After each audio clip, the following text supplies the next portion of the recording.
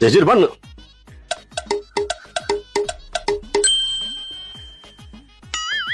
ആ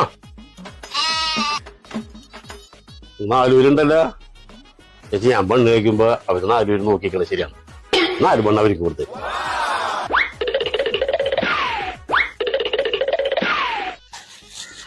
ചേച്ചി ഒരു ലിച്ചി. ആ ഞാൻ ലിച്ചി കുടിക്കുമ്പോ അവര് 4 പേര് നോക്കിക്കണേ ശരിയാണ്. 4 ലിച്ചി അവർക്ക് കൊടുത്തേ.